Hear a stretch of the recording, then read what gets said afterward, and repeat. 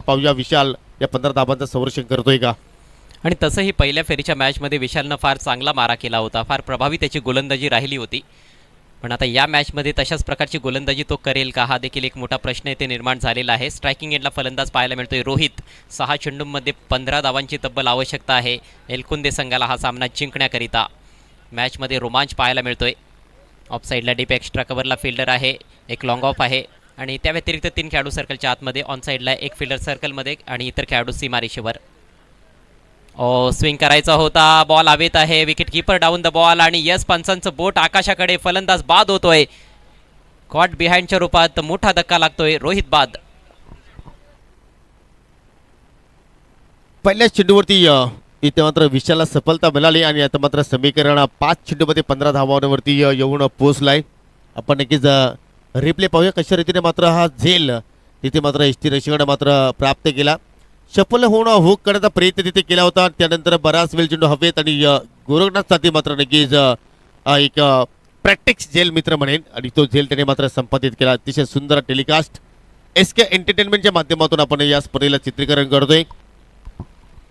या संपूर्ण मॅचमध्ये भरपूर उतार चढाव पाहायला मिळालेले आहेत. पहिल्या ओव्हरमध्ये किरवली संघानं बॅटिंग करत असताना 18 धावा फलकावर लावल्या होत्या. त्यानंतर गोलंदाजांचं चांगलं कमबॅक आपल्याला पाहायला मिळालं एलकुंदे टीमकडून आणि पुन्हा एकदा आपण बघितलं की अखेर एका चांगल्या धावसंख्येपर्यंत किरवली संघाने मजल मारली, 37 धावा बनवल्या. प्रत्युत्तरात पॉवर प्लेमध्ये गोलंदाजी चांगली राहिली, हनुमानकडून 6 धावा फक्त खर्च केल्या. मात्र दुसऱ्या ओव्हरमध्ये राकेशचा चांगला समाचार घेतला होता अक्षयनं, परंतु तो बाद झाल्यानंतर पुन्हा एकदा कुठेतरी सामन्याचं चित्र बदलताना दिसतंय. किरवली संघाचं पारडं पुन्हा एकदा थोडंसं जड होताना दिसतंय. मात्र मॅच अजूनही संपलेली नाही.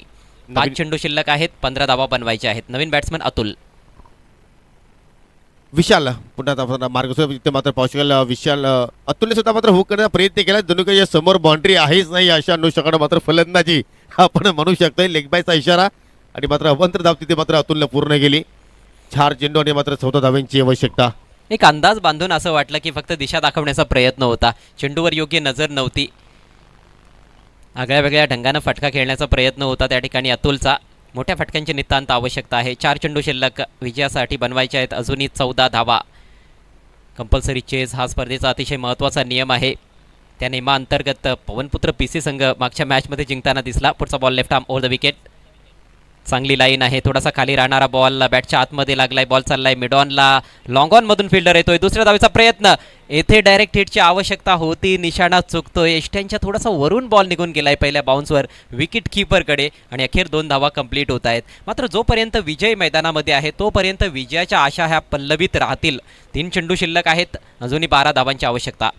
परंतु अजय मी विजयबद्दल नक्कीच बोलेल की या सत्रामध्ये हवी तशी कामगिरी विजय करण्यात झाली नाही. परंतु बडे मॅचचे खिलाडी कधी तो मात्र पलटवार करू शकतो. एखादा जर मोठा फटका त्याच्या बॅटमधून जर आला तर त्याचा कॉन्फिडन्स मात्र नक्कीच द्विगुणित होऊ शकतो आणि तोच प्रयत्न इथून मात्र आता विजयला करावा लागेल. प्रिन्स 11 PC टीमचे कॅप्टन आपल्याला विनंती असेल आपण टॉससाठी यायचं आहे. यापुढचा सामना चालू सामन्यातील विजेता संघ विरुद्ध प्रिन्स 11 PC.